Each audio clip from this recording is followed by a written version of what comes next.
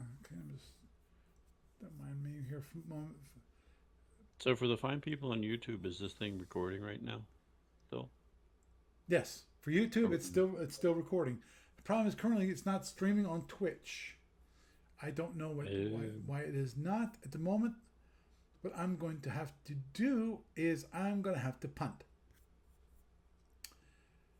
I'm well, let just, me see real quick. Let me pull up Twitch and see if you oh are. no, I'm not. Trust me. OBS says I'm not streaming, and when I try to stream, it's failing. Why it's failing at the moment, I do not know. I might have to renew the key or something like that because for all I know they revoked all the Twitch.tv keys. But I will look at that at a later moment in time.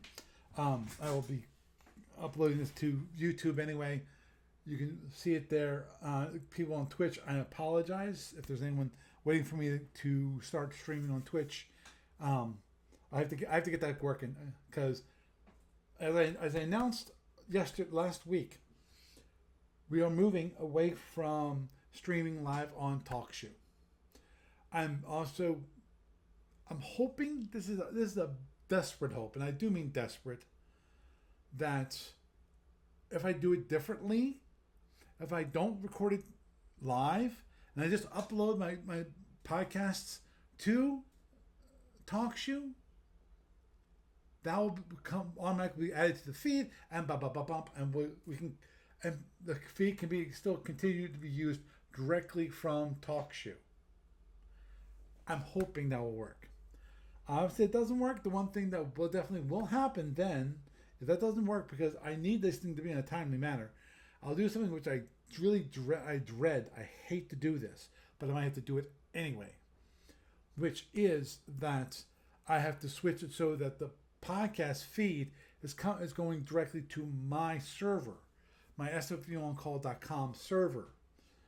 That's where you'll get it, and that's where the feed will be, and then that's where you'll get the latest thing. And as I know what happens with this, when you ever change the feeds on the back end, at least for iTunes, and I'm willing to bet for other podcast catchers,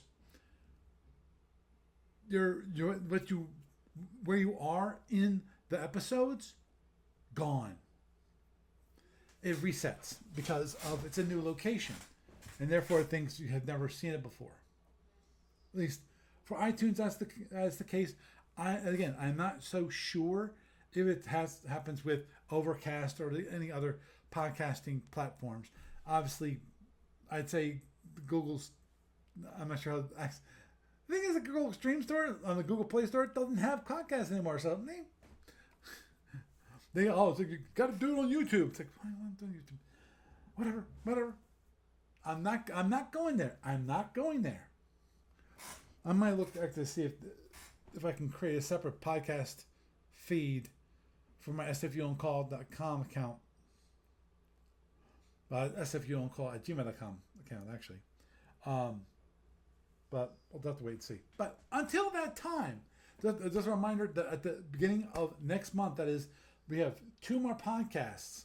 But July 31st, the last podcast, I will be streaming live from TalkShoe. I will be changing as of next week, obviously, my intro, so I can tell you guys how to get the podcast, how to get to it. The top part, obviously, is going to be switching to Discord. If you want to actually talk, which means you have to go to the invite, which I have to make sure that's up to date on my sfuoncall.com web server, and I will see. I'll most probably just point people to that and say, okay, click on the invite link on the server so that you can join us there. So obviously that means you have to have a Discord account, which I'm sure a lot of people who are playing games these days have a Discord account, because Discord, a lot of these Discord servers are for gaming of some form or another. So, anyhow, moving onward and forward, I had the wonderful delight of Neon And I'm not sure if I think he's actually in Discord at the moment. Yeah, Neon is on Discord. He's one of the game channels. Actually, so is Frank. And I'm not going to go to Frank right now. That would be a bad thing. That's one thing that will happen later on this evening is that I'm going to review really quick, and I do mean really quick, is a single game. I mean, it's not a single game, a single turn for our game. Because, as I said, in the news portion, for those of you who are kept listening to this not live, which is, I'd say 90% of you, possibly even higher than that, that when it comes to the game, when it comes to fleet games, I don't like seeking weapons. It slows down the game so much. I spent, let me think, close to 3 hours to play one turn. And most of that was dealing with the minor part of drones and EW. Like some of what was drones, some of it was changing. I did one minor speed change. He did a lot of he launched a drogue and whatever. You'll wait to see it a little bit later. But he launched drones. He transferred control of the drones. He had announced that transfer of the control of the different drones to the different ships and so forth. So overall, and then so overall, it was just very slow going because of all of that. So I got a 3-hour recording, which I'm 4xing it, and I'll probably even do some skipping. Hopefully I can skip because I had one which I recorded, got part of it done, and then I got part of it, and then all the rest was blank. Not sure what happened. But anyhow, talk about something that actually Neon had, we talked about actually after the podcast ended last week, which was he did something which was quite cool.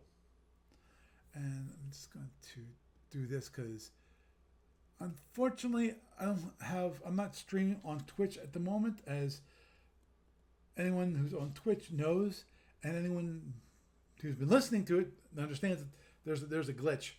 I'll probably have to look at that later, possibly this weekend. Hopefully this weekend. I'm hoping I have some time because this weekend looks like it's going to be turning out like last weekend when I don't seem to have much time for anything I want to do. I mean that I do outside of whatever, because I'm helping Doug this weekend, and I got a meeting on Sunday afternoon. Of course, I have to drive my son back to where he lives. I have to also cook dinner. I'm the cook in my family, so that's another couple 2 to 3 hours which are gone from any other thing I can do. And then of course I have the Warlord stuff to do, which actually is simple this week because it's only one game. And I have to announce the beginning of the next Die Hard 59 game, which will be 2 weeks, 2-week turns from the start. Because of currently, I want it to have it so that I'm only having 2 games per weekend. Because I can do 2 games per weekend. I can possibly do 3. 3 is pushing. 4 is like, wow, I can be totally overwhelmed. And of course, the biggest issue there is just the number of people. Is the user base is kind of slow, a little bit small. Basically compared to SB Online has like 3-4 times the size, possibly larger, of the Starfleet Warlord group, which I can understand. But anyhow, getting back to it, let me switch this. Sorry, I got distracted there for a moment. I have 2 kittens running on. I'm not sure if you saw the one over here, down there, disappeared. They're chasing each other, and the big Zinni that you see is right behind me at my other chair. So though he might, if I know, he might show up over here, back on the printer. Actually, the funny part about that, what happened, was this week I was printing out some stuff. Poor Zooks. He was standing on top, and all of a sudden the printer starts shaking as he's standing on top of it. It's like, sorry, Zooks, I need to print stuff out. He's just watching it as it's printing out, But anyhow, moving onward and forward, I'm going to just do this, and I'm just going to hide it. This is what we discussed, which is cool. Neon Matt Potter he created a script which will process the log file from a game room, and then he has it so that here it is right here. But this is a PHP file. He knows PHP and uses PHP as a scripting language. I have no problem with that. Just please, for all that's good and holy, do not run it on your web server. It seems to be one of those things that has so many vulnerabilities built into it. It says don't use it. That's why WordPress is built on PHP. Whee! Scary. I'm sorry, completely scary. Now he's created multiple models for Blender, and this is kind of shown right here. For those on the video can see it, which is basically on the video you'll see a listing of not all, but a good portion of the tournament ships. Obviously, if we're going to do this for fleets, the number of models have to be increased greatly, and I know models take a long time to do. Then we have different expendables here. He's got actually the Andromeda mine. He's got webs. I have not seen the webs yet. That will be interesting to see if he ever creates what that looks like. Shuttles, drones. I saw the drones. Actually, the drones look kind of cool. The ESG looks kind of. Actually, I guess you can. They have he lists here Orion ESG. It's like Orion. Oh yeah, you actually can put an ESG on Orion. I've never seen anyone do it, and there you can. And what this script here does is it takes the log file. For those of you who, I have to check with Matt, but if anyone who are interested in this, obviously it's right up here for those on the video. It's the URL. But if he wants me to share it, I'll be happy to share it, possibly put it in on the website. So you can look at it, and this basically goes through this and it creates a Blender script for sequencing. And it'll sequence the movement over different impulses. It looks really kind of cool. Obviously, see he's doing rotations here, which is I think I heard somebody. Nope, wasn't me. Yay. Probably was somebody else. That's good to see. Oh, wait a minute. Let me just... don't mind me. I am just checking this. It's just us. Nope, it's Gary. Hey, Gary. Oh, okay. Oh. Hey, Gary. On Discord, it's just us. Yeah. Sorry. That's fine. I heard a bleep, and then what is that one? Like, to check Discord, no Discord, and I see Gary will talk to you. Hi, Gary. Hello, everybody. How you doing? Not too bad.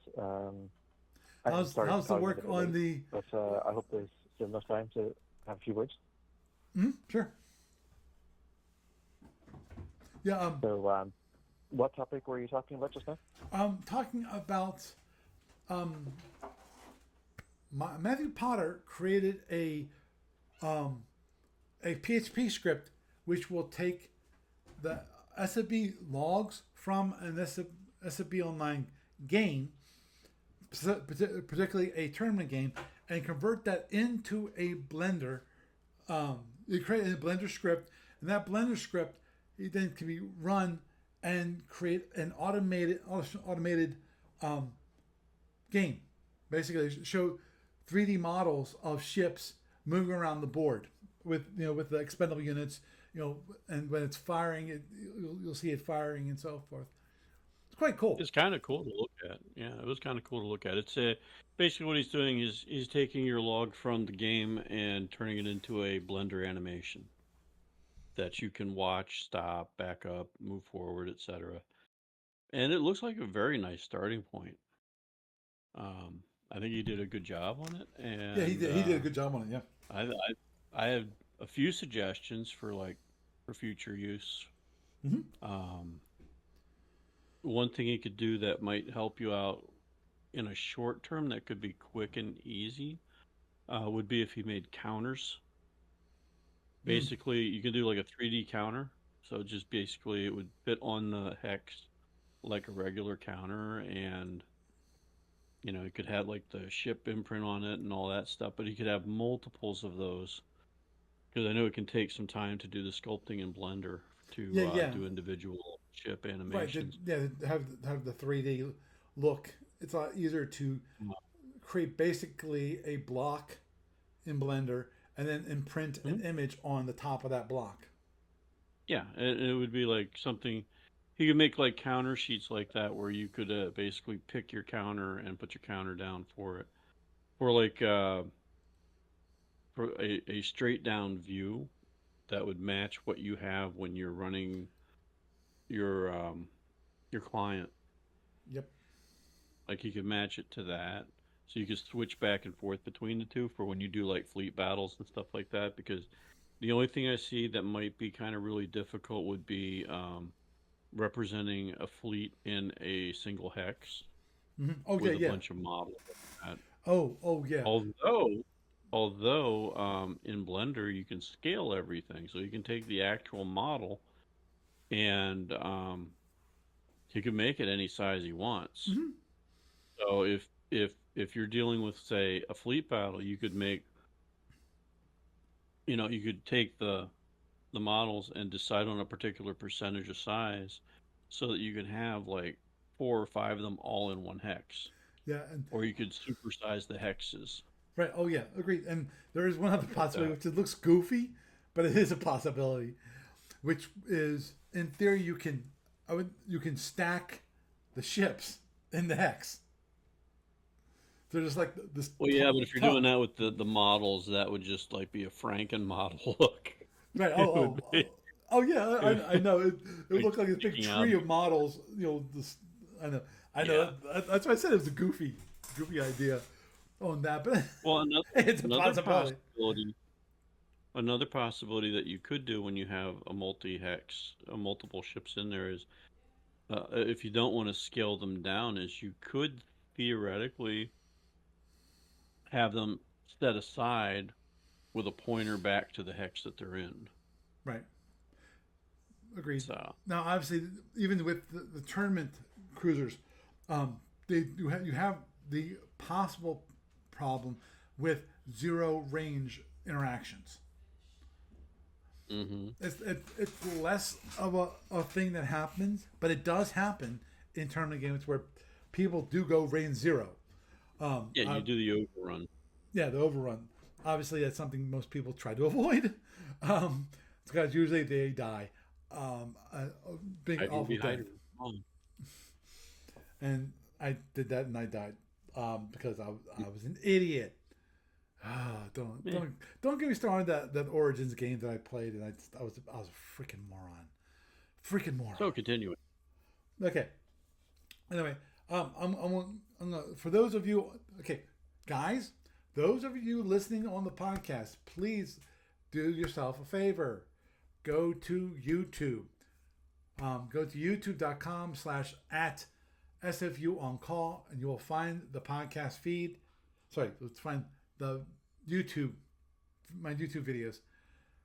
Look for this one so at the very least you can see what it looks like, what Matt Potter created. Because of I can try to explain it to you what it looks like, but the best way of actually knowing what it looks like is to actually look at it. Obviously, those of you who have are blind or very low vision, you might not be able to enjoy it. nearly as much. But okay, right now I'm playing the video. It's like a 3-minute video, and what it is showing is a Win Ox box and a Lyran fighting it out. Right now, I'm assuming that the moving, not the moving of the ships, but the viewpoint. That's not part of the script. That's probably something that was added by Matt. Tweaking the playback of the script, because but for those who see it, they Lyran just raised his ESG. It showed the shield expanding and showing itself, and when it fires, you can see that the ship flashes these orange. These little, let's see if I can, right there. Let's show it back a little bit farther. Right there. It's flashes, and then you have on the ship that's firing at. In this case, the Lyran is firing on the Ox box. You see this, basically the shield kind of light up, quote unquote. It's nice little, it's a little arc when it comes to show what shield it's hitting. It also has a number, which I'm assuming that number is the amount of damage that was done to the ship. It ends up in this kind of balloon. I think that's the best way to describe it, as a balloon. Yeah, it was a text balloon, and Text he balloon. actually has that so that you see whatever's being said by the players as well. Whatever pops up as text in your feed will show up Yeah. as text in that animation. It's really nice. And then and One suggestion for him for future reference mhm. for what you need in like using it to demonstrate a game that you've played is he might want to look at possibly including a hex outline animation. So like if you're firing from hex to hex, it shows like maybe a straight line from the hex to the hex to show it where the line of sight is going through Mm-hmm. and how much your shield was on it as like a health bar kind of thing on that shield. Right. And possibly like for like where you have the ESG effect. If I remember from seeing it, it looked like he did it as a 3D effect. Mm-hmm. But if you have it also, if you can make it so that you also have like an outline on the hexes of the map, Mm-hmm. that might be very handy for you as well to show exactly how large the ESG was because it's kind of hard to tell Right. in the animation side of it. Mm-hmm. And And then right. the other one thing that I was thinking that he might add to it would be if he does a standard map, maybe putting the map numbers on the top part of the hexes. Agreed. That was one thing I was thinking of myself. And yeah, agreed. I mean, there's tons of things that could be done to make it, spiffier and neater and everything else, and like get it to like this massive, massive thing that would be awesome for your scripting from your client into an animation. Mm-hmm. And it's really kind of because, and here's an important thing for you, Paul, that I really want to get across. It's Blender can be used as a game engine. Okay. So just for future reference, when he's setting this whole thing up for you, like I'm not sure Blender itself is good for using as a game engine type of thing, but when you look at other game engines, mm-hmm. they can run with like Blender files, I believe. So I could be wrong about that. That's possible. But, I can see that the Blender files can be an asset for that yeah. engine. Yeah. Yeah, because Blender's also used as an animation tool. Right. So you're like one step away from gameplay almost. And I would have to double check on it because I haven't gotten to use Blender in ages. I really need to basically build a modern frickin' machine to go back to using Blender again with the current version that they have. Because the current version won't load on my ancient dinosaur boxes. True. But it's something I'm looking forward to doing at some point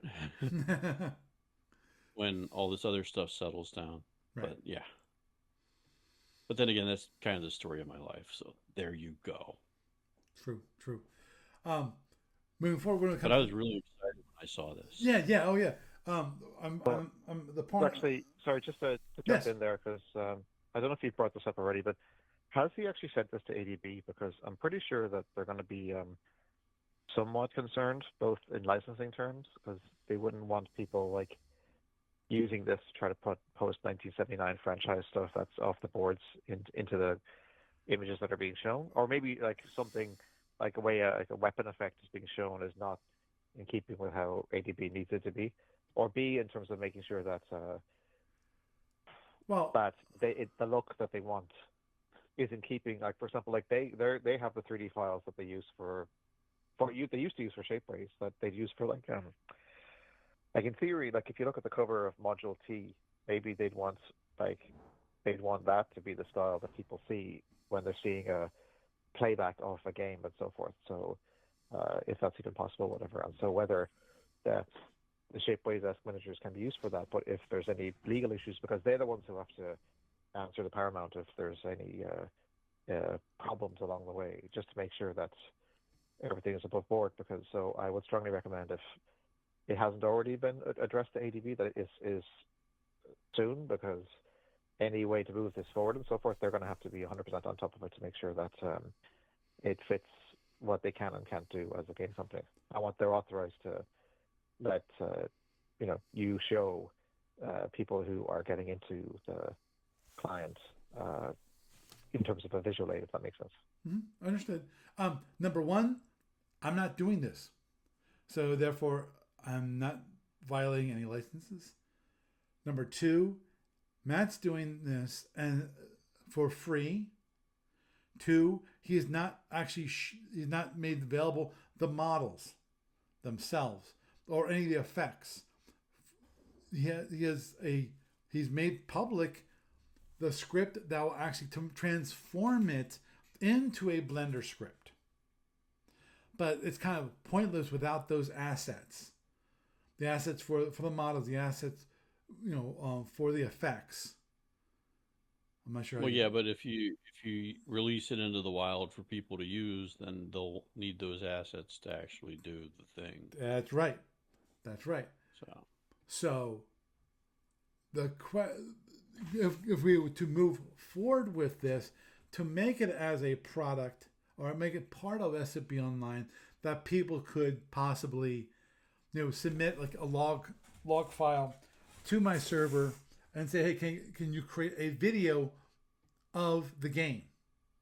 And it comes to the ships and the ship's movement, firing and the assets and them moving around, it can show that obviously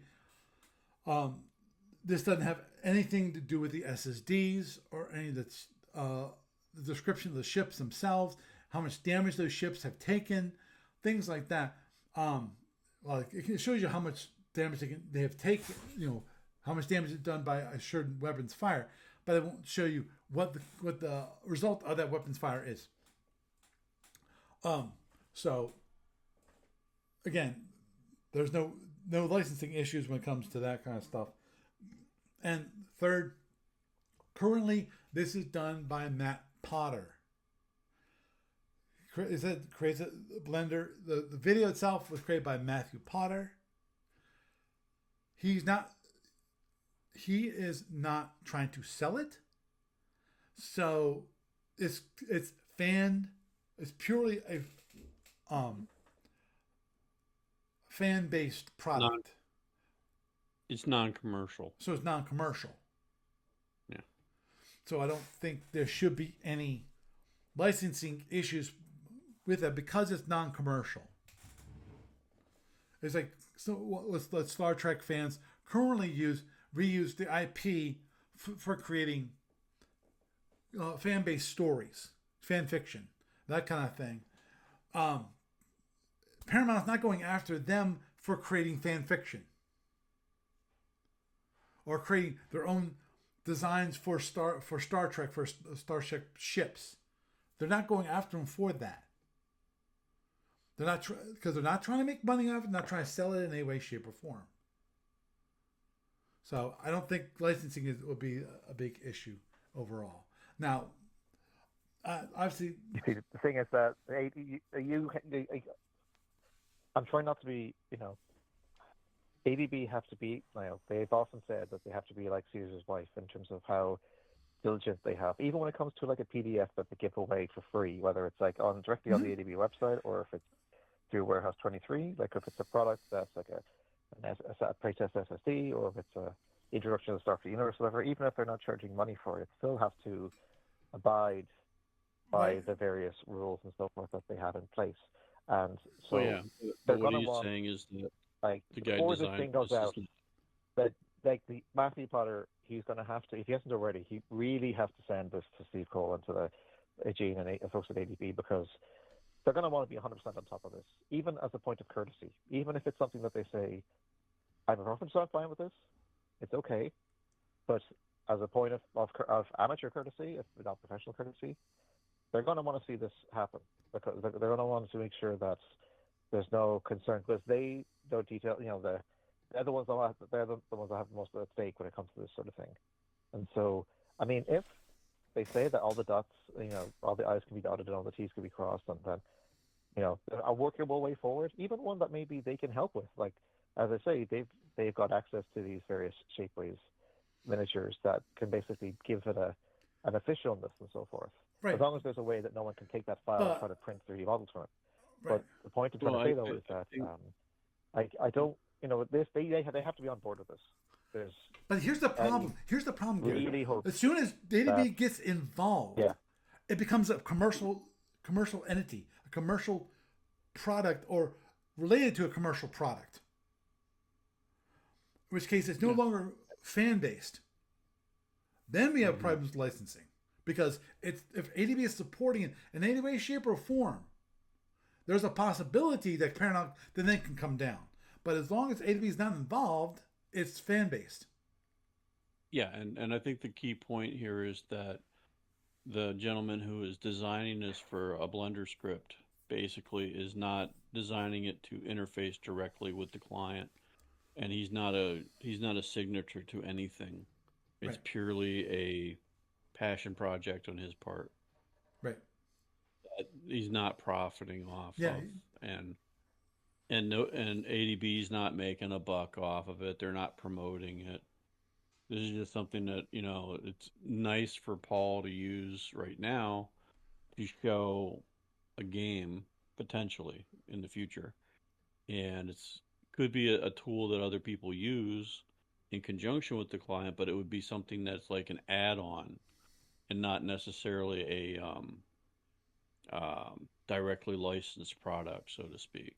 Yeah, it's like I'm not gonna say shadow copies, but private tools which are shared among friends. Yeah, like an add-on. Mm-hmm. For instance, like if it was a Firefox add-on, nobody would really care as long as you're not selling the add-on. Like if I wrote an add-on for Firefox that did XYZ and I'm not selling it, I just have it up on my website for a free download, use this for XYZ, as long as it's nothing that's particularly breaking the law, nobody will care. On the other hand, as soon as I'm trying to make a buck off it, I might run into licensing issues with somebody else. Right. And it could just be something that they can look at ADB and say, well, you know what? Here's why it doesn't affect us, and we don't care. Or they could say, here's how it does affect us, and we do care. That I could see the asking them about it on a courtesy basis and all that stuff. But on the other hand, there's also they'll be aware of it, I'm sure, at some point, and the question comes down to, is it violating a license? Well, no, not if the guy who's making it as his own passion project isn't bundling it as part of a package that he's selling or that ADB is selling. Because, I mean, this man is not part of as far as I know, his signature's not on any documents between ADB and Paramount. And he could probably tell them all to pound sand if they gave him any crap about it. Yeah. But no, I do understand some of the concerns, and the biggest concern would be basically um, if it gets bundled into this product and into Paul's product, and Paul's product is licensed, then you have a chain that connects it to ADB potentially, and then you might have a problem. So yeah, it's just something. Yeah, you could ask him about it, but I And think again, at the Paul, end I'm of the not day, trying to it's say going to be that ADB are a going to say non-issue. no. I'm not. I'm not. I don't work for the company. I'm not in the position to say that. I'm just saying that if they do find out, if they don't already know about this, then which of these two options is going to be better?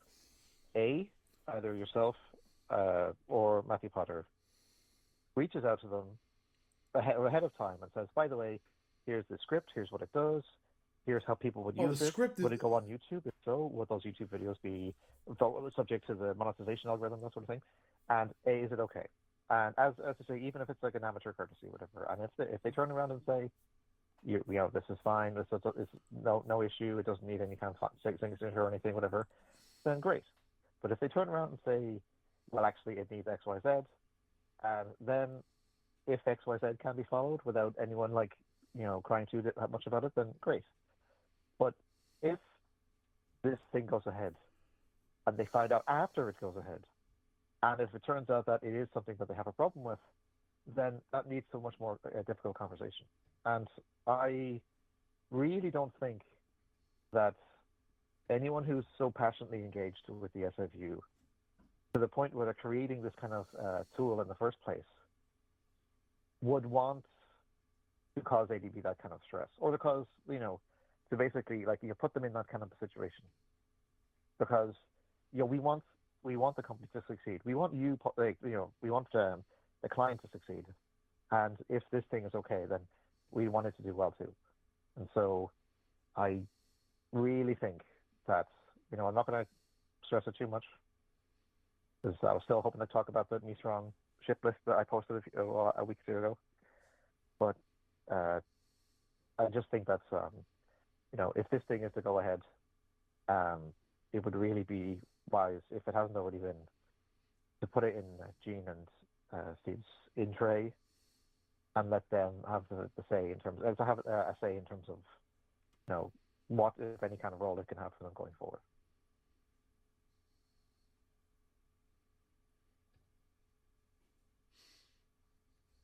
Understood.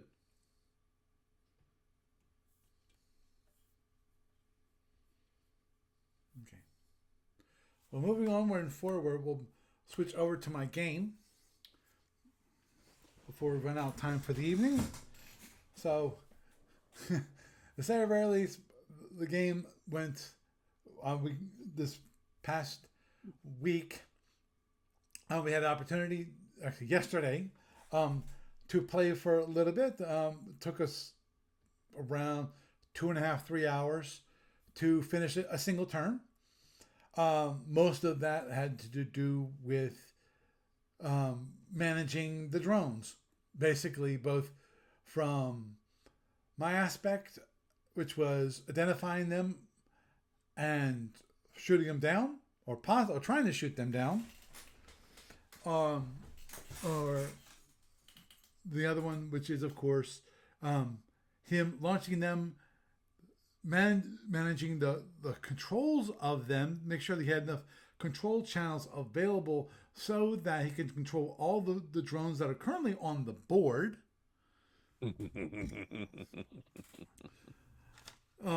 Because he had more launching ability than he had control ability. So, these things happen. I have 3,000 drones out there. How many can you control? 7. Oh, whoops. Yeah, got it. Yeah, this was me. There's one thing that let me just mention this really quick. Um, for those of you watching the video, you'll see that I'm adjusting my ECCM to be negative, which is what Justin recommended I do when it comes to using EW, because I have 4 points of ECM on myself when I'm having erratic maneuvering enabled, which is what the two destroyers both are using at this moment in time. I didn't cancel it at the end of last turn, so I automatically have to continue on to this turn. And with that, unfortunately, the client doesn't know a way to have it so it automatically has a -4. I could possibly do it with the loaned ECM, but it's not really loaned. It's my own ECM, so I have to fix it at the beginning of the turn. So we start this turn number 3 with the feds currently facing direction E at the bottom of the map and going speed 12. Me, I'm up towards the top of the map. I'm going where I forget. I think the range is like 25 between us. I'm coming down on direction C, so I'm kind of closing on them at the beginning of the turn. So, yeah, that's a minor bug. If I hit Command A, which is basically select all, it wants to add a piece. I got to see if I can disable that and get rid of that, because I don't think anyone uses that option. And this is Impulse 1, where basically the drones move all by their lonesome. Okay, it's going to continue and I'm going 4 times the speed, so let's switch that. BCF tracks the MRS, and then of course it hauls it closer. The idea is that I think Frank was very kind, very, very kind, to remind me of certain facts. For example, because the MRS is now being towed, it cannot lend any EW while it's being towed by the BCF, and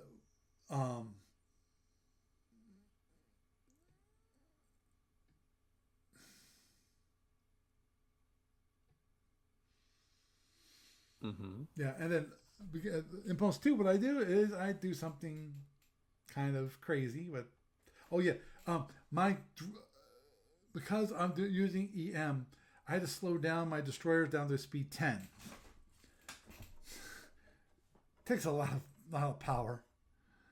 So they're going speed 10. I turn my cruisers direction D, going speed 16 on Impulse 2, so that I'm slowly approaching. Obviously, the one big issue with going that direction is there's a few drones. If you look down here, and all of them turn directly up. Right, and Impulse 3, I think it says Impulse 3 of this turn, he brought in the MRI shuttle and landed it. Now, honestly, my guess the reason why he did that was to save it in the case, because we're slowly closing the distance, because I'm now heading directly for him. Now, okay, this is still just has him. Yeah, he launched a couple drone drones, which of course can launch a lot more drones, which is annoying to say the very least. And then we have all of the drones that are on the board. Thank you very much. And just a reminder, the drones can't launch within, have to wait at least 4 impulses before they can actually launch the drones. Again, Frank is being very kind about reminding me that this also, he has to stay at speed 12 while he's dragging these drogues, because if he's going any faster than speed 12, then he will death drag them. Which makes sense to me.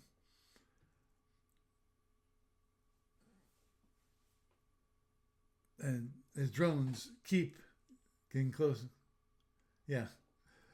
He had a minor issue with his drones because of one of the drones he forgot is an ECM drone, which is interesting to say the very least. Because of, I got to figure out a better way of doing that, and that is, they're just like, it's labeled just like a regular drone, but it's known to be something other than a regular drone. It's an ECM drone. It's emitting ECM. So we know. But yeah, it's not. Yeah. Yeah, so there should be a better way of identifying that drone easily. I have to check to see if might be able, in this the game control, I might be able to show the loadout. In which case I could ask, in this case Frank, to show the loadout of the drone, because we know it's a ECM, though at the same time we don't know if it's HEG and whatever special things are also on it, so that makes it a little more difficult. That's one thing I actually started doing with this game, in this turn, which was, instead of clicking the next button, I actually entered the command called /next, which would take us to the next impulse, and do it that way.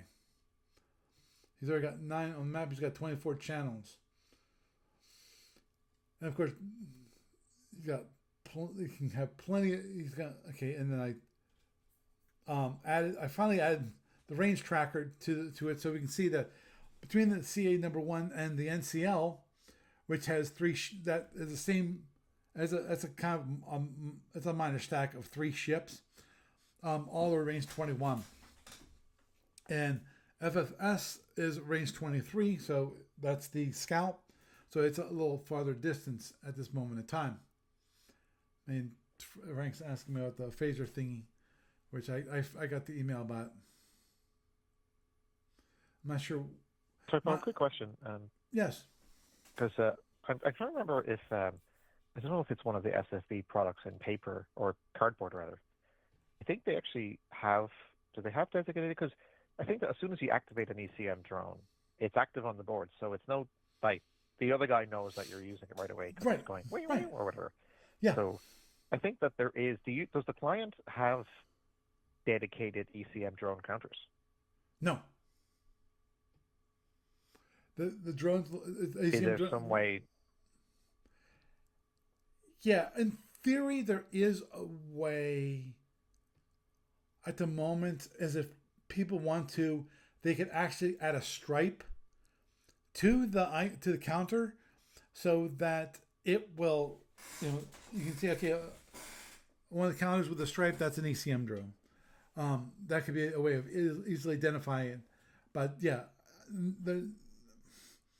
because as it is, I don't think when it comes to the SFB product itself, I don't think they have separate drones which are ECM drones. I mean, they actually have counters which are ECM drones. I don't think there are. Well, couldn't you just make the numbering on it, where you could use letters to be ECM? Yeah, that sounds like what he just said. That sounds like what is right, because I think there's ECP plasma counters too. Because if you said he's got a BCF, that's got 2 type F plasma torpedoes. So in theory, one of them could be an ECF, or ECP rather. So he might need a counter for that. Mm-hmm. True. And we're to range 20 at the moment. Okay, and his drones are coming closer and closer, going dun dun dun dun dun dun. I hear Jaws in my head. Yeah. The inevitable doom. Yes.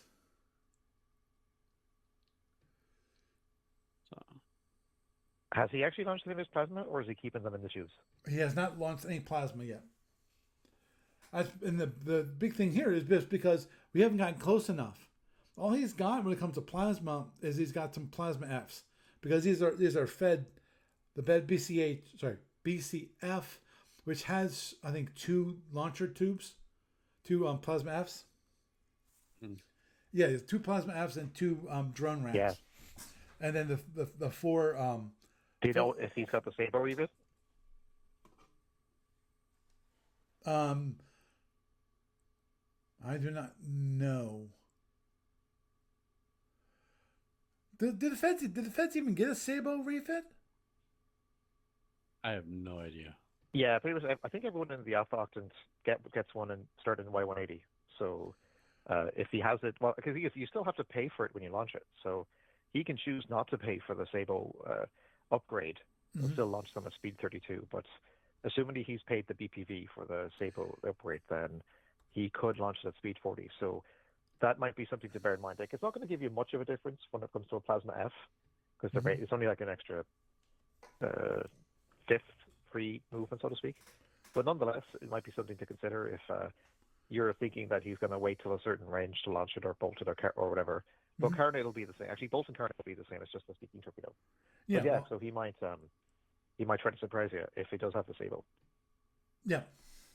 That would be interesting. Of course, a Sabo with a Plasma F.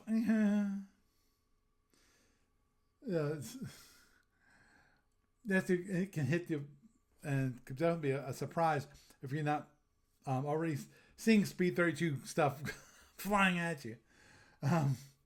Which is, to me, the biggest issue currently with the tournament is that basically you can start with every single drone that you have speed 32. Now, obviously, you have to pay for it in BPV. I'm not saying that it's free, because that would be insane. But because of that, that means that I think a lot of us are just we have this whole fighting at range game, which makes it harder for some of us, especially people like the Saltorians, which have drone defense. Basically, I this whole turn I use a heck of a lot of phasers to knock down all these freaking drones, and this is where we find out that on this Impulse 14 that all of these are all type 1 fast drones. So nothing special. No special drones at the moment. They're all heading for my destroyer number 2. So which was interesting by itself. And since they're all near the cruisers, they'll be flying right past the heavy cruisers. Basically, what I do is, and you'll see it a little bit later on, which is this upcoming Impulse here, you will see that I will then go, okay, fine, bang, bang, bang. And I start shooting at them. They actually have some good rolls. Yeah, I was just checking real quick the Impulse chart to make sure that it is okay. Right now, the drones are now at, this is Impulse number 15. Let me just do a quick pause here. Impulse 15, we got 3 of the drones are range 1. They'll be flying past my heavy cruisers. And the idea is to knock them out as they go flying past. Because they're heading towards my destroyer. Well, my destroyers are fortunately actually behind me, so the cruisers can hit the drones before the drones get close enough to the destroyers. I fire some phaser 3s at it, and of course, because the heavy cruisers aren't doing erratic maneuvers, they actually can fire it with no shift. I only mention that now because of later on in the turn, I actually have to use my destroyer's phasers to fire at them, and I then have a +2 shift because of it's for ECM because of EM. And number 5, it's alive but bloody. Number 4 is dead, and I think I also fired number 6. No, okay, 5 and 6. Okay, this reminded my speed So wait, change within inevitably. Can you say that you dropped EM to fire? No, I have EM on my destroyers, and I kept the EM going because I thought you had to. no, I don't have to stop EM to fire. It just means that when I fire, I have a ECM shift. Mm-hmm.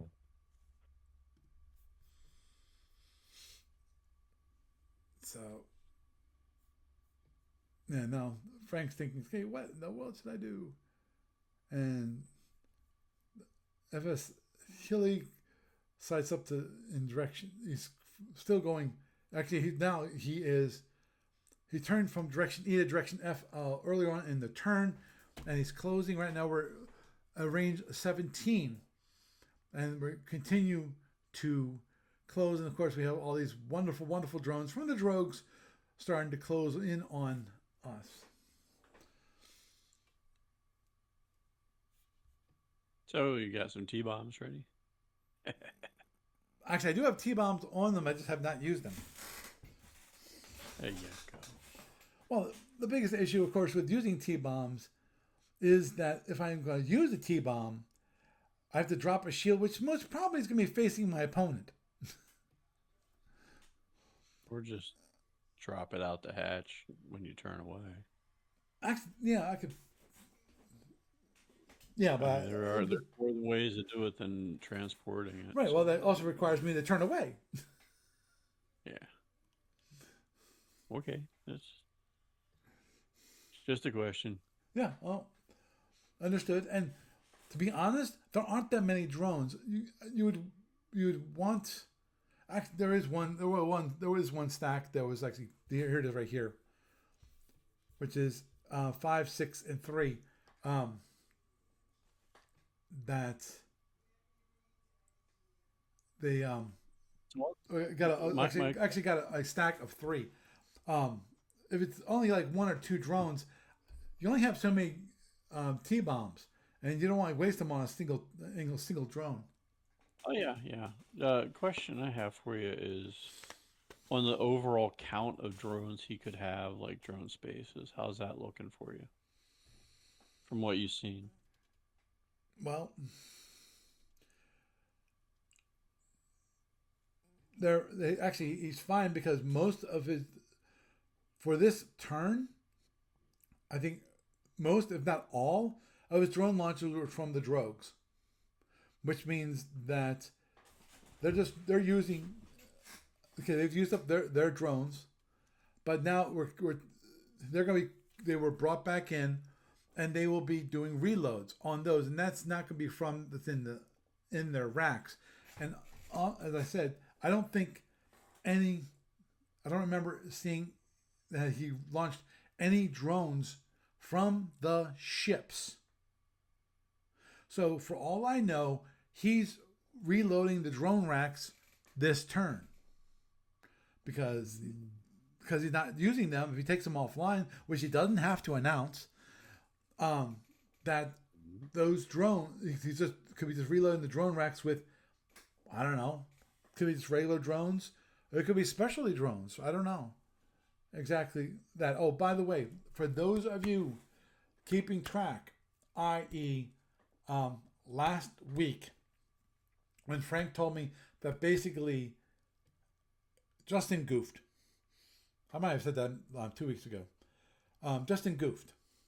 In that he thought there was no shift, and there was a shift for I think the BCF, because the MRS could not be lending ECCM to the BCF in the time period that he fired at me.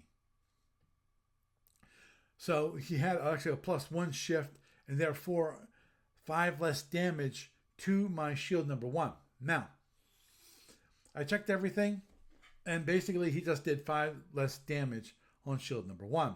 So now the shield number 1 for I think DD number 1 has actually a 6-box shield instead of a 1-box shield. So as me killing things. Yeah, I think you did mention that last week. Yeah, I mentioned that. I just didn't. I had, if I recall correctly, last week I mentioned that I wasn't sure if I did it from batteries or it was pre-allocated or what exactly it is. All I can say is I kept it, and so that instead of only having 5 boxes, I have 6 boxes. Because there was a possibility that I used reserve power to save the 1 box, because there was 20 points and they would have dropped the shield completely, but it didn't because I had 1 point of reinforcement.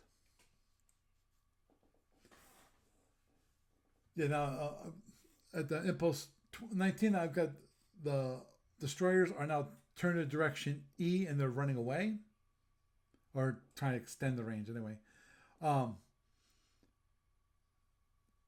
And yeah, as lots of you have been watching, have been seeing, which is that I've been slow as the drones have been approaching. I've been slowly phasing them down. To say the very least, the labs have been disappointing. Not that they haven't been able to find out what the drones are and what the targets are. It's been doing just great when it comes to that. The only thing that to me is disappointing is I've seen no specialty drones, nothing like stingrays or anything with additional armor. Nothing like that. Nothing to knock me off my game at all. Currently, there's been every single one of them has been a standard Type 1 fast. Which maybe just wanted to keep it simple. Right. Well, my guess is some of those drones are probably being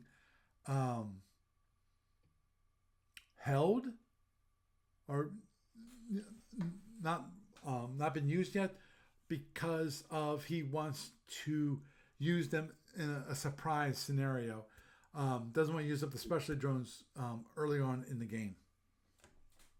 Which makes sense. Now, obviously, when it comes to the drogues, that makes sense.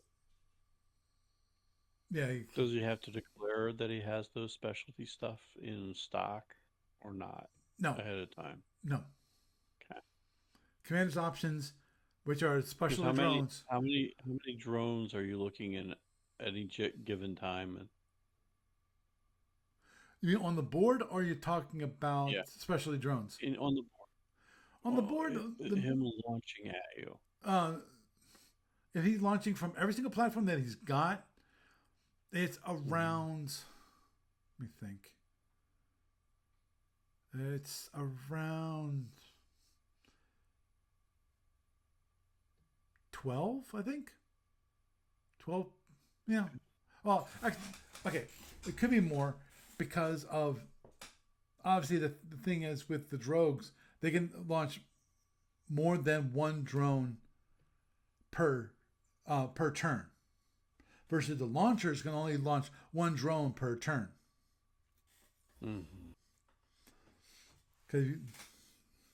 Which is basically what happened this turn. Which is there was a lot of drones on the board from the drogues. I eliminated the ones that were from the I think 6 of them, which were launched from the ships. Now, one thing that definitely happens later on, we're already on the Impulse 32. Impulse 21 at the moment in time for those who are just watching.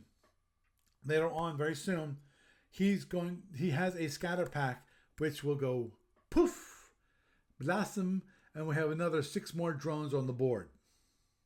Yay! Yay! Now, Obviously, the great thing about that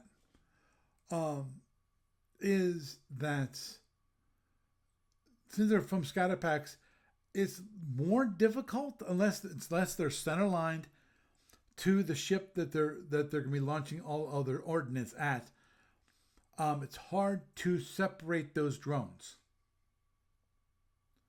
They usually you can possibly do two separate groups, but invariably when they get closer and closer, they get down to a single group. And possibly you can finagle them a little bit. But the great thing about that is that for the scatter packs, since they're a group of drones, you can actually use a T-bomb against them, and that's actually effective use of a T-bomb in that case. Yay. Yeah. Okay. These mostly, I'm not sure you guys been watching. You'll see right now. Okay, this is Impulse 22. He launched a drone from the drone drogue. Also, one thing that happens at the very end of the turn is all the drogues go back into the ships, which means now he's probably working on reloading them starting with next turn. Because I forget how long you have to wait for it before the... How hard are those things to kill? I don't know. That was one thing I did not look. I did not look to see, because obviously the drogues are considered, I think, like shuttles in that regard. Which means I could have seen them. I could have seen how many things it takes to actually kill them. My guess is not much, but at the same time, their range 15, 16, because they are being hauled by their respective ships. Right. So yeah. Okay. Yeah, droid number one, you got... He's not letting them get close enough for you to pick them off easily. No. Because, was it... Well, two reasons he probably brought the drones back in. One, they're now have no drones left in them. That's number one. And number two, wants to save them. So he can now he's probably brought them back in, probably going to start reloading them. And then try use them in another 2 turns, I would think, at earliest. Because I'd have to really look to see how many deck crews it takes to load a drone. I thought it was I forget how many deck crew actions it takes to load a drone, a one space drone. I think it takes like 1 deck crew action, which is 16 impulses. Yeah, 1 deck crew action is 16 impulses. But I'd have to double check on the cost when it comes to deck crew action. Now, this is one thing that he does, which is freaking annoying, which is with the beautiful scout when, we don't like you. So he lends 2 point of offensive EW on my 2 heavy cruisers. And then he does after one, first impulse he does it. Then later on, he then begins to loan even more. So there's an additional 3 points of ECM against them, to negative ECCM, which is fun. So add as lending. Now the question is he going to continue that on to next turn? We'll have to wait and see. Okay. Did I change it here? No, I didn't. I don't think I remember. Yeah, I don't think I remember to change it, because I'd have to click on the EW button and actually have it as a negative loaned. Because that's one thing I totally forgot that as part of the client, I actually have the ability of taking. I have separate EW. We have one EW, which is regular EW, which is produced by the ship. Then we have loaned EW. The whole idea is you can track any loaned EW that you're loaned from, like a scout, and you keep that track in a separate field, and then the client will actually total those two up.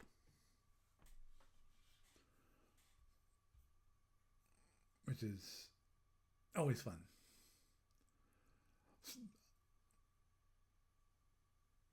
Right.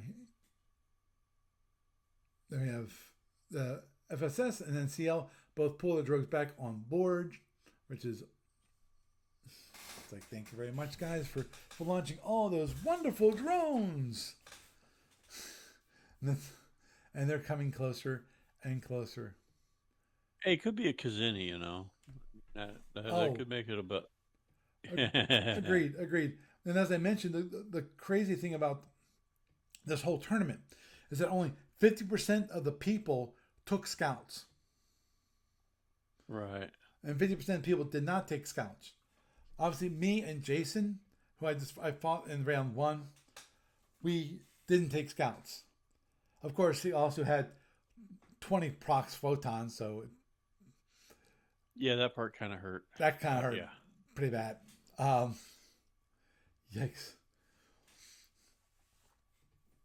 It was so much EW. So, and this is me firing some more at some drones because I have drones and coming in to here.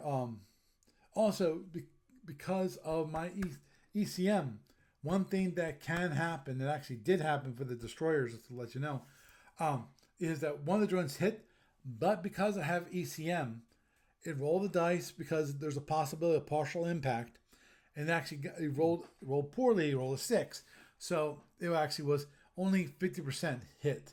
So instead of getting 12 points of damage, it only got 6 points of damage. So for those of you, just a reminder, and that is that EW does affect the seeking weapons when they hit you.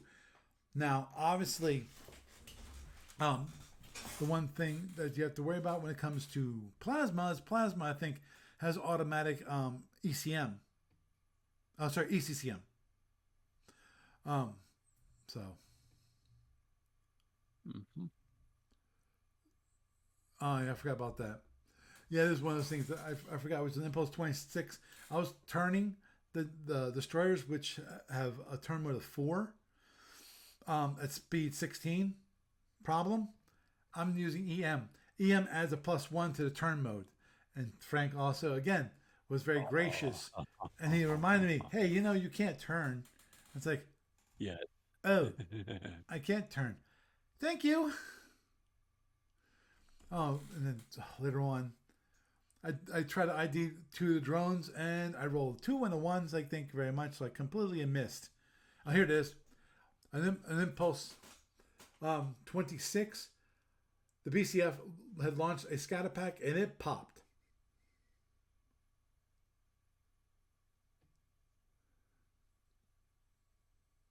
And there's beautiful 5 drones from the scatter pack, which makes things interesting because the question is, are they all type 1s, or you have 4 type 1s and a type 4, which makes things always interesting. And of course, we have all these annoying drones closing in on me even closer.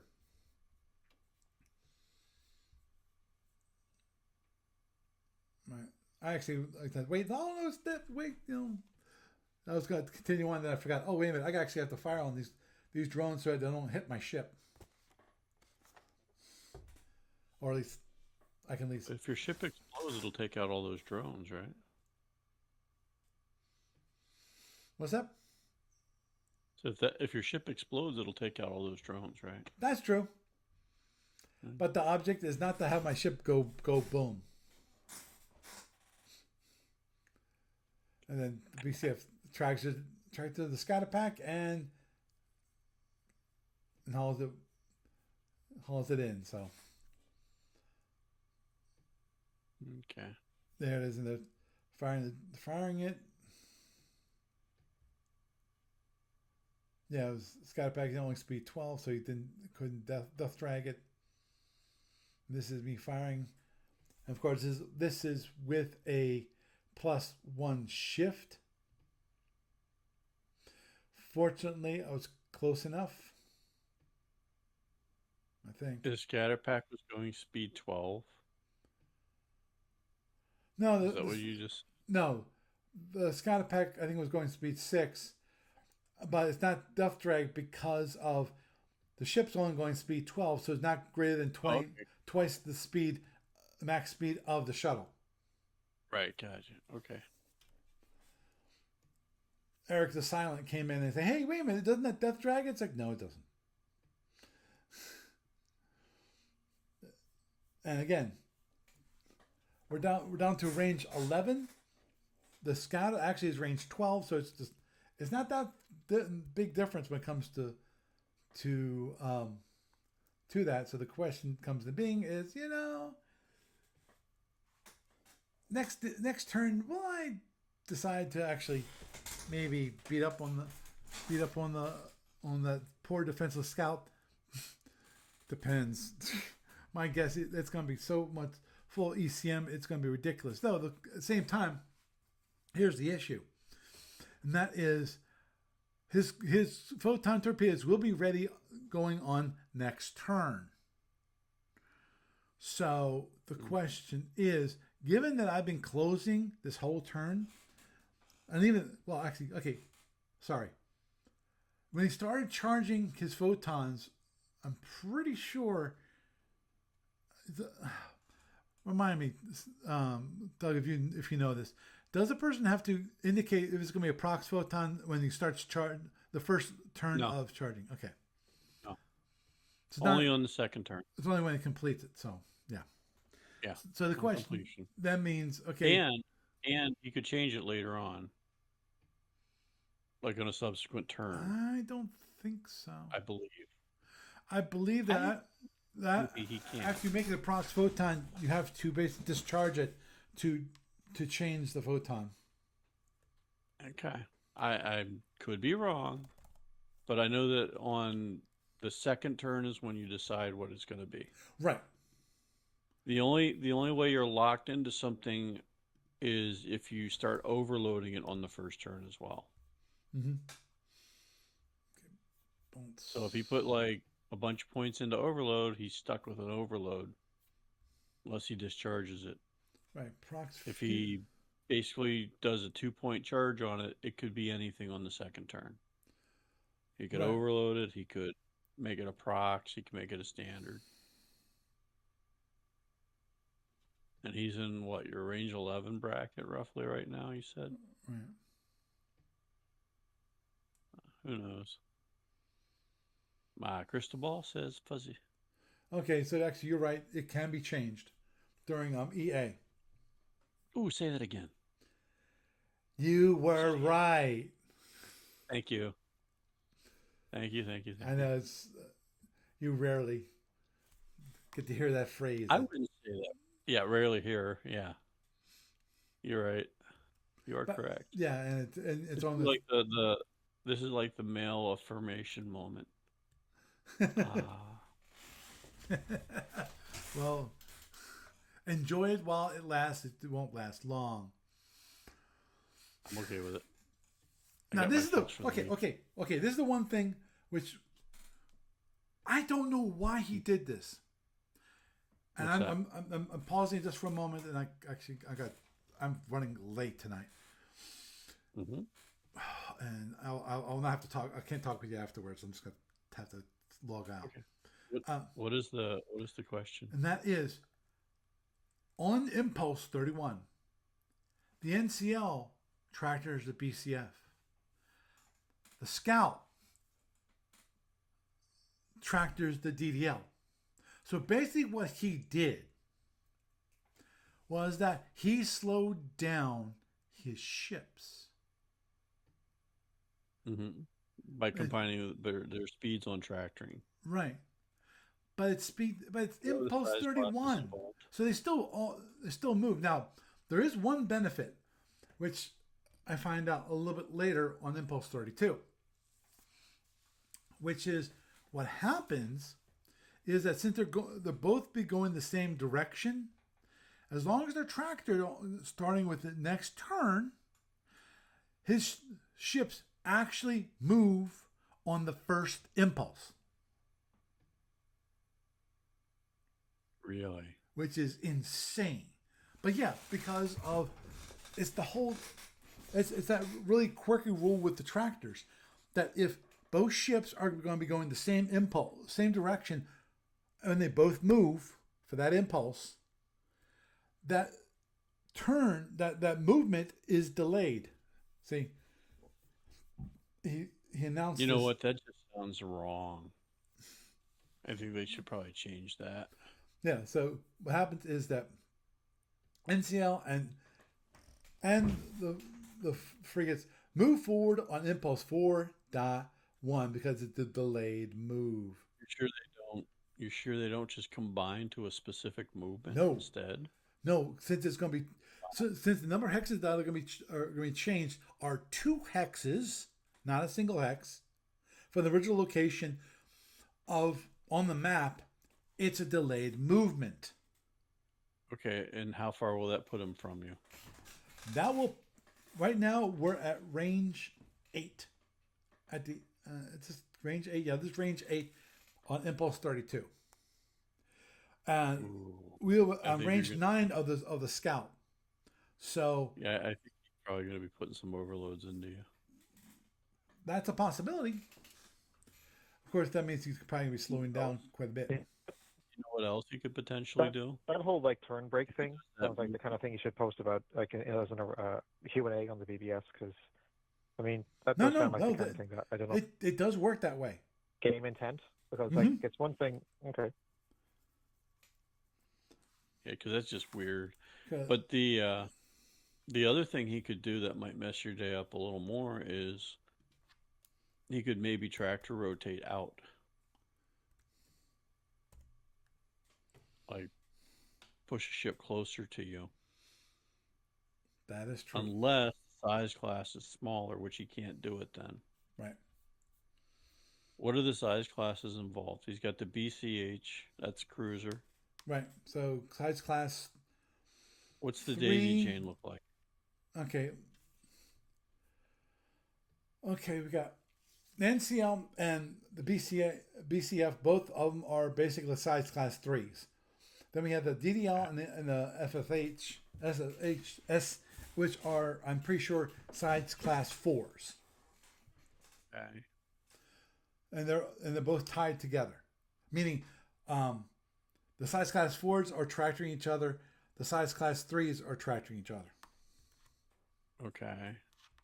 Are any of the ships that are doing the tractoring tractored as well? No. Okay. Fine. So yeah, if they're the same size classes, one could push the other one forward. Theoretically. Yep. The tractor rotation phase. Or 1 hex away from them further. Or 1 hex around them, I believe. So, and a little something extra to consider. Examples of delayed movements. Range 8. Yeah. He really doesn't need to get any closer unless he wants to go. Really, he's gonna if he wants to try and change the range bracket, he's gonna have to get to what? Yeah. Here's rule number. Which this is part number 3 of rule number G7.30 G7.36. 3. As a result of each ship moves 2 hexes, the larger ship by size class, then by movement cost at the same size class conducts a movement first. Then the other ship moves on the next impulse. Right, coin toss if they're the same. Right, if this occurs, here's the rule explicitly. If this occurs only on impulse 32 and the second move ship takes place on impulse 1 of the second turn unless it takes place on impulse number 1 of the subsequent turn unless the link is not maintained. Ships cannot move more than 1 hex per impulse. So, in this case, the large ship moves both ships on the current impulse, and the second hex movement, possibly caused by, in this case, a Fed destroyer, is conducted on the next impulse. So, that's explicit here. That, yeah, if it goes on to the next turn, it moves, and they're still linked, it gets to move on impulse. Both ships basically are going to be dragged forward on impulse 1. But he's also going to be doing it at range 8 to range 7 on you. Right. So he's not really changing a range. You just said that what's that? You were just saying that it goes by size class and then by and then by move cost, because yes, I'm pretty sure that the BCF has move cost 1, and then the NCL is move cost 2/3. Mm-hmm. And then That's also, true. is it you said it's a frigate scout as a destroyer? Yes. So, I guess and that's why it sounds like if the destroyer and the cruiser would move first, and then the smaller ships would move second. Yep, which is what he has listed. He said the NCL and the frigate move forward on 4.1. And does he have to tell you where they're going to move? Well, they have to move forward, straight ahead. I'm just saying. Well, they have to, just because by definition, by the rule that if he's gonna move, that whatever he's gonna move, that impulse he has. That's what he moves forward doing. Goes on to the next impulse to do. Right, and this, right there, and it just, and that we end the turn with us ending at range 8 and range 9 of each other. So it should be interesting to see what happens. Well, he's probably going to put that ship to range, that's at range 9 to range 8, and fill you full of some overloads if he can. That's a possibility. You can't do proxies at range 8.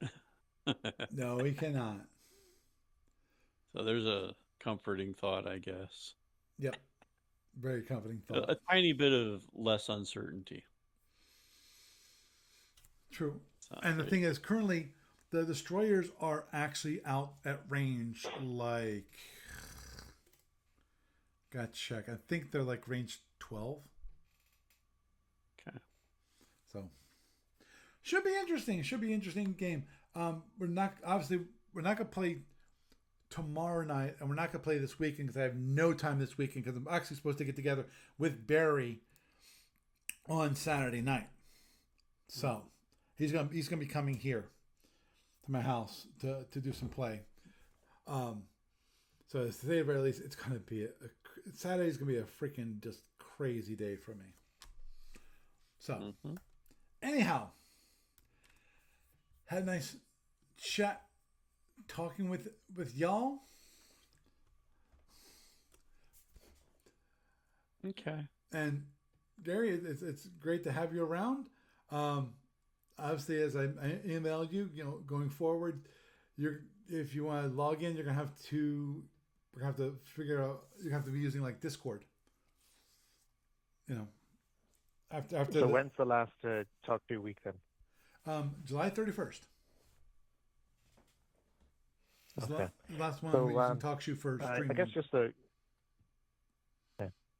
just I guess really quick, if anyone's listening to this and they recall your brief conversation last week, if they want to go to the BBS and join the Omega campaign compatible project, I do have a list of different ships for the Miseron Alliance in terms of trying to basically get them up to campaign status. Yep. So I strongly advise anyone who finds it even remotely interesting to swing by. I don't know if Barry would like to check it out. To pop by, read the lists, ask any questions. be part of the conversation, and because hopefully this will be like the first of several such products that will allow people to actually engage with this region of the universe, which I should point out has no drones, has no drones, and no scatter. Sounds great already, isn't it? Yeah, agreed. So you'll basically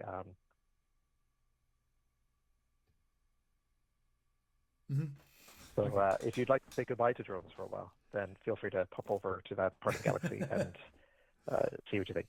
Okay, we'll do. Anyway, Gary, you have a good night. Thank you. Have a good night. Okay. Doug, it's always wonderful having you around. Is there anything you want to tell us about? Yes, Gamers of Summer, Labor Day weekend coming up. Hopefully we'll have some SFP fun there of some kind. Yep. I don't know what kind, but some kind. Yeah, it'd be nice to have a schedule for that. Anybody, it would be nice to have a schedule for that. Yeah. Thank you for reminding me of that, Paul. Schedule, please. Anybody who's listening, if you're on any Facebook group or anything like that, feel free to share the event on there. And South Central Pennsylvania, Harrisburg, PA, Red Lion Hotel, 17111 is the zip code. It's easy to get to from pretty much almost anywhere on the East Coast. So there you go. Yep. Okay. Well, look forward to seeing some of y'all there. Understood. Doug, you have a good night. Thanks for having me on, Paul. Yep. So, had a wonderful time talking about both the beautiful animation that Matt Potter has created. It's nice to see people in the community creating that, doing creative things when it comes to the SFB community, and hopefully we can possibly use that in the future. And obviously there's my game, which as you saw, it was a game of watching drones close, me knock them down, them hitting my ships every once in a while, and then continue on forward to try to obliterate me. Hopefully we'll, as is, I'm sorry, Eric the Silent, that he was disappointed. He was hoping to see some action. It's like, well, sorry, it's 10 o'clock at night. I gotta get to bed, so sorry, but hopefully we'll be able to continue that forward. Definitely next week sometime. Just gotta figure out what would be a good time for me and a good time for Frank. Actually, Frank's retired, so it makes things a little bit easier for us getting together. So with that, I am Paul Franz, and I bid you a good night.